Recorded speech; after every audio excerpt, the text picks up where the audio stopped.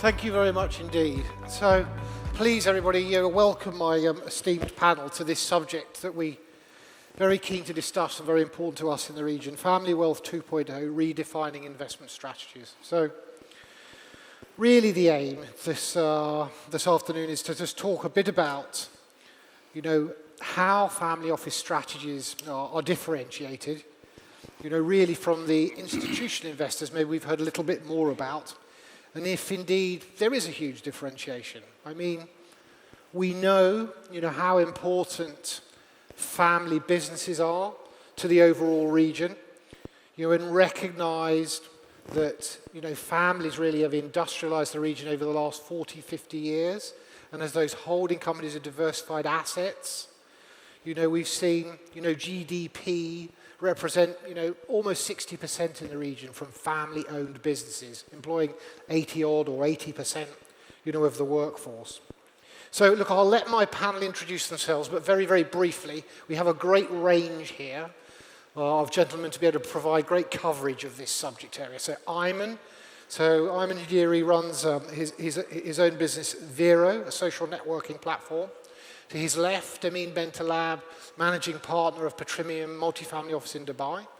Subhajit Gupta represents Cambridge Associates based in London. And Dinesh, a fourth-generation family member of an Indian family, TVS Supply Chain Solutions. So, look, I think enough from me. I think let's really get into this discussion because, time is short. So, Subhajit, if I can turn to you, let's take this at its fair value, investing 2.0. I really want to look at this top down, and take your view really on, has, strategic asset allocation now changed for families? Are families looking at it a different way? The typical endowment model that maybe we've seen employ, or a 60-40 split. Are you seeing that now in the marketplace, or is this changed remarkably, say, I don't know, from the last crisis or the last recent years? Thank you, George. It's an interesting question. So the endowment model 60-40, that's kind of been dead for quite some time. But what is not dead is actually, and that the 60-40 has evolved to, if you like, a 60% traditional and a 40% alternative model. So essentially, that's what the model is. And the reason that is there is because traditional, there are some asset classes, some opportunities that is almost impossible to access versus, via traditional investments. So that the 60-40 model has just evolved to a new 60-40 of traditional and alternatives. And I think that's going to remain. If anything, it's getting more entrenched. It's just a continuum. If you're a family or just an investor, you need to think of this as the whole thing is complementary to each other. Traditional and alternatives are complementary to each other, and they are the kind of the building blocks of your entire portfolio. Fine. And so, does that ring true as to what you're seeing in the market? I mean, the advice from, Cambridge and so on for families is fine. But what are we seeing actually in the region? So more of a bottom-up perspective of opportunities and how families want to allocate. Yeah, I think that, look, Cambridge, we serve about 300 families around the world, the largest families in the world. I personally work with some of the largest families in the region. So what we are seeing is very much, continuation of the pattern. So what we are seeing right now, for example, is private equity, because of the combination of liquidity getting drained from the system, interest rates getting up, etc. Private equity is in a little bit of a pause mode, not in terms of allocation, but in terms of returns, and it might continue for a little while. But there are other alternative investments like infrastructure, like other kinds of real assets, private credit, all kinds of things which are actually kind of replacing this. So there is no one-size-fit-all kind of thing for any particular family. They all have different needs, and the most important thing that you need to know as a family is you do not copy anything from anybody. You have to fit it to what you need, and basically that's what we do. And I think right now, for example, we are seeing a shift towards more fixed income type assets, because obviously interest rates have gone up by 5%, so there's nothing wrong with cash getting 5%, so that's where the base is, and you build from there. So I think there's a little movement from between assets, and it's always dynamic, but what we are seeing is that that model of alternatives and traditional is very much here to stay. And I mean, does that ring true from what you're seeing from families as they invest or they allocate bottom up? Definitely, I think that's actually the main pedigree why as a multi-family office we exist, is typically most of the families and our main backers are focused on one main thing: how can they make the best use of their asset allocation and their diversification. And to Sureesh's point, alternatives are here to stay, and there is so much development in the alternatives as an asset class broadly, be it from private equity to within private equity itself, be secondaries or GP stakes, private credit, and there's a plethora of investment tools in the alternative space. Why we were set up is to basically make use of these tools and enable our families to diversify away from the traditional 60-40 approach. Most of these investment tools are not accessible unless you're institutionalized enough and have the right governance and the right setup to be able to access these markets. And yes, we also agree that it's here to stay, and it's growing both in terms of size and access, and that's the main reason why we as Patrimony have been set up at the request of the families that are backing us. Yeah. So, a very, very interesting point. I think you pick up on the institutionalized. So, look, Dinesh, let's bring you into this. As a fourth-generation family member in a diversified business, what's your observations on how we've seen this evolution? Look, we can understand where the market professionals want to allocate top-down and bottom-up, but has there been, or have you seen in the market, a full institutionalization and professionalization of family offices over recent years, over the last generation, for example? Thank you. So yes, I mean, if you look at it, there are two steps to this. I mean, in India, at least, and also as fourth-generation family, we have started institutionalizing this in two ways. One is to make sure that we give access or opportunities for the next generation coming on board to utilize the capital available to try out new ideas, to try out new things. That's one way of looking at it. The second is that we then have a formal mechanism by which we then start allocating capital more for the future generations. And I would call it there, you could look at various options of giving it. It could be in businesses which you believe we are involved in, where we have control, and in other cases where we believe that we are diversifying our risk, especially when it comes to the new age startups and the opportunity which that gives us. The way we look at this is we don't have a family office. It's a holding company, but that still acts, I would call it, as an alternate family office approach. And has your way of investing changed? Have your asset classes changed from the holding company? Definitely. So if you look at India, what has happened is obviously the two big changes are the way in which the startups have evolved, and even in fact 2 of our businesses today have been startups which have become unicorns as from the family stable, so to say. So in that background, that creates an opportunity for us to diversify our way. Today, digitization becomes a strong focus in the India context. So asset classes may not be any more de-risking. So I think we have been more open to taking risk. Okay. Because of that. So I mean, that's a very interesting point as well, taking risk. And let me bring Ayman in here. So I suppose a true technology investor from a family business in a traditional industry. And so we can talk a bit more about diversification in a minute, but tell us your journey and how you got to be a founder and a starter of a social network, and within this grouping of families that we're talking about and how they allocate. Yeah, it's so being part of I was part of a family business and running a large part of the operations there, so very much hands-on. Exiting the all the family businesses from construction and maintenance to banking, very traditional businesses, and going into investing on my own in startups and different in different sectors, and also being an entrepreneur myself and running my own social network, as you said, that I've been building for the last 8 to 10 years to be an alternative to everything that's out there.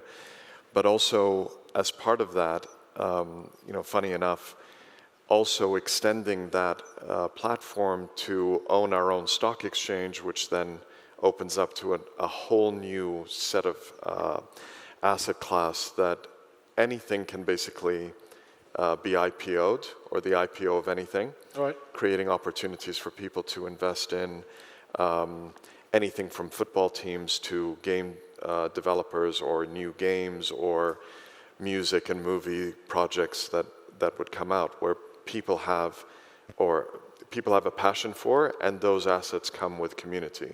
Hence the social network, which then can service those investors.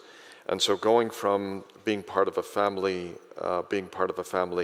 business and operation to leaving that and starting my own business and investing in other businesses, but also now being a founder of such a large platform, and also being, opening up my own round of investment in my own business. So really playing the whole strategy there. Whole value chain from front to back. Yes. And so, we hear a lot talked about trophy assets. We see around the region how we've seen huge diversification in assets. I mean, do you see, from your own point of view that, you're trying to leave a lasting legacy in this kind of diversification play, rather than it be, a traditional 60-40 endowment type model? Or is it a search for return? No? It has to be a mix of both. So when you talk about trophy assets, one doesn't think about a comic book collection, for example, as right on the top of people's minds. But actually, what I've created over the last 25 years is a comic book collection that is worth close to $100 million, and built it over the years, looking at it very much as an asset that I'm very passionate about. So there's that side of it, but knowing very well that it's an asset that holds value. And it's important that we look at things that way. When you're investing in things that you enjoy, you have to ask yourself, does it retain and build that value? Now, yes, absolutely, I believe that there's legacy in that asset, for example, but the platform that I'm building is also hopefully a legacy that I'm leaving for the world to be able to unlock value in things that they otherwise traditionally don't have that exit strategy or that ability to bring in other investors. In our case, we're very focused on community because we believe that shapes the world and can make a large impact on this world. And so the assets that would then come onto our platform can leave legacy, and the platform itself will be opened up for investors, public investors, community investors, etc. And so going after football teams allows us for those, and I say football because I'm a football fan at sorts, but any kind of sports team, having the fans be able to invest in that, having a social network unlocking any kind of experience that only owners get to have, I think is it's a new world that we're trying to create here.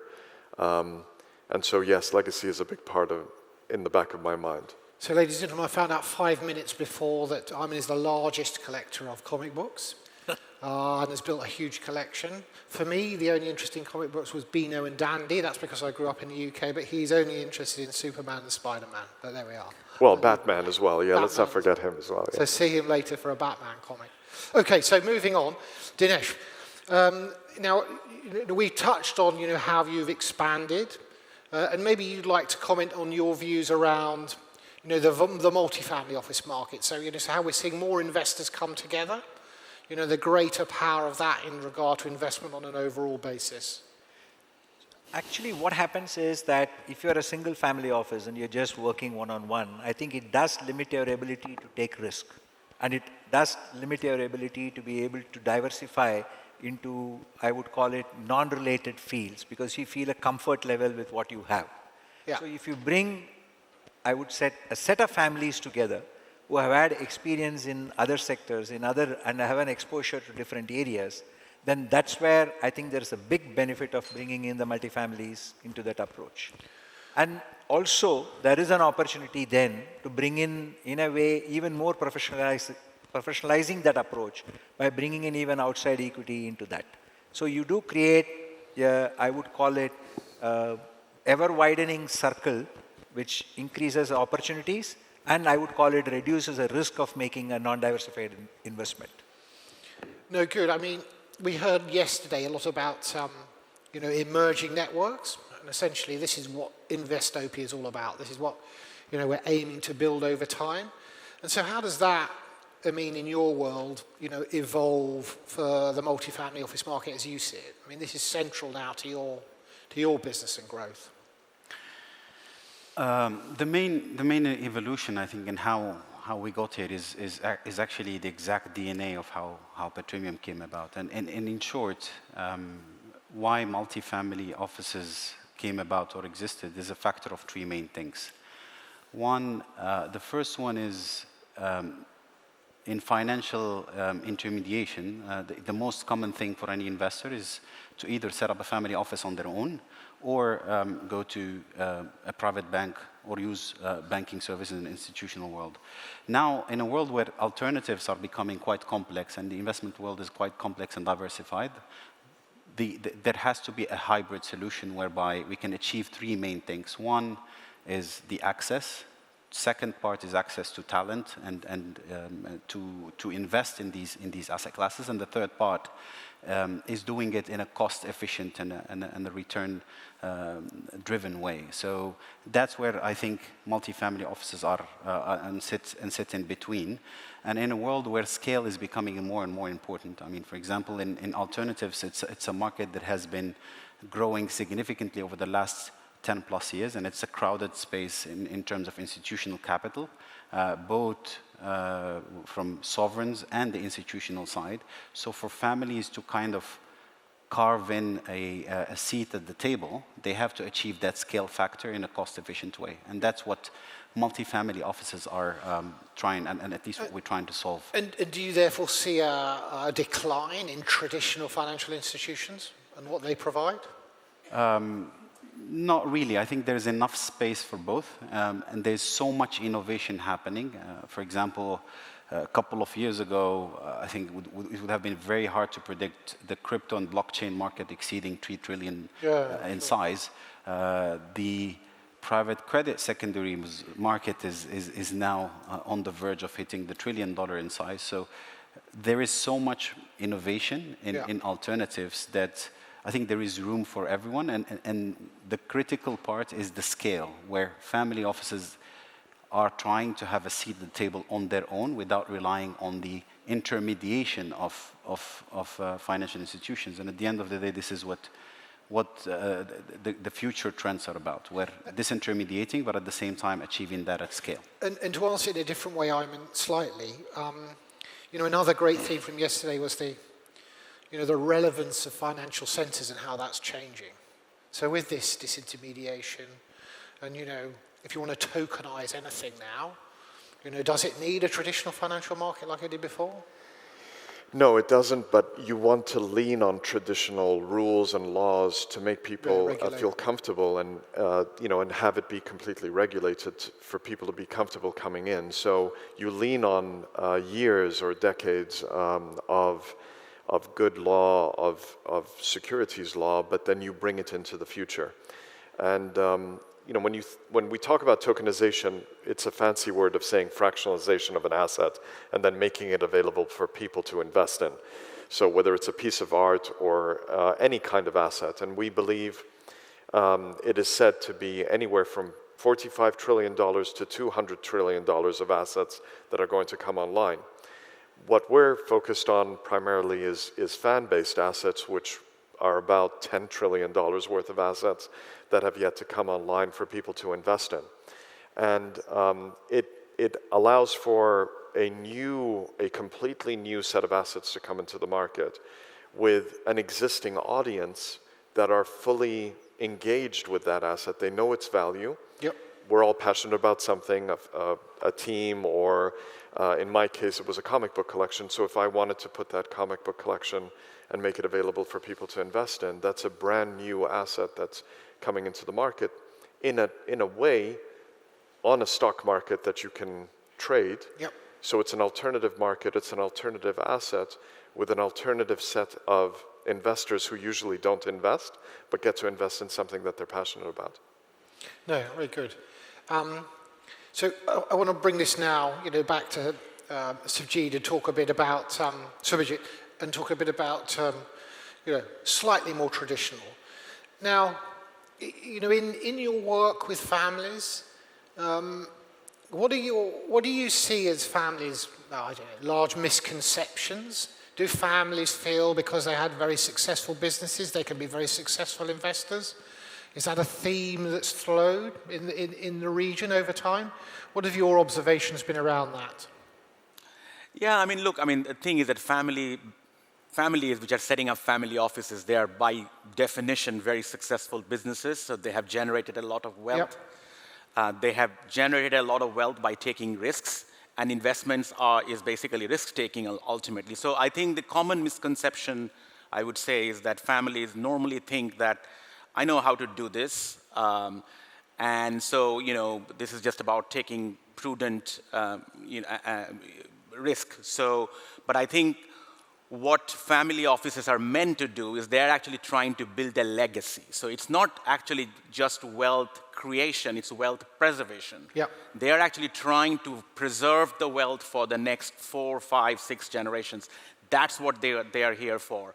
And that needs a totally different approach. So actually a family office is a different business. It's not the business that you are in. And the other issue is that most investors, they think they are better than average. And of course, if you are a successful family, you have succeeded taking risks and have a competitive advantage in whatever you are doing, and you have created that wealth.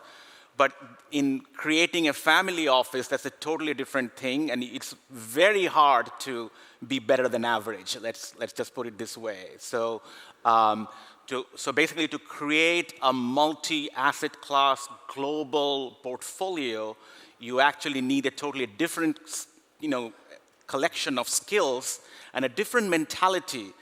Many of the families, they have success and failures. They remember the success. They forget the failure. So, for example, in their investment portfolios, because, so that's what that's human mind doing tricks on you. So I think all of these means you do need a very institutionalized framework with the help of outside experts as possible to manage a multi-asset, multi-global portfolio, which is basically risk-focused, and most importantly, is aimed to preserve wealth rather than to generate wealth. Okay, great. So we're being pushed to move on. So if I were to ask you all, just for one soundbite, one major factor, if this is family wealth 2.0, what's the biggest change from family wealth 1.0? Dinesh, you're first. So I think it's the ability to take risk and not worry too much about the 5 generations from now, which I think has been the traditional way in which families have tended to look at growth. Risk. Subhajit? Technology. Technology, very interesting. That's the most important. Okay, just to embellish that slightly, technology in regard to investment in technology or technology to do efficiency? So I think it's democratization of opportunities around the world. Fine. Amin? I'd say it's a serious focus on institutionalization. Yep. But without the rigidity of institutions. So how to stay agile in investing, take the good processes of institutions without the rigidity of larger institutions. And Ayman, you get the final word. I'll talk about 2.5 rather than 2.0, which is the availability of a massive amount of new asset classes that'll have an impact on the strategies of investment and create new opportunities for everybody. And the availability of all of this using technology makes it ubiquitous and democratizes it much further. So excellent. So we have risk, technology, agility, institutionalization, and asset proliferation, I'll call it. So I don't think, ladies and gentlemen, you would have got a better answer out of ChatGPT. So please help me thank my panel. Thank you very much indeed. Thank you.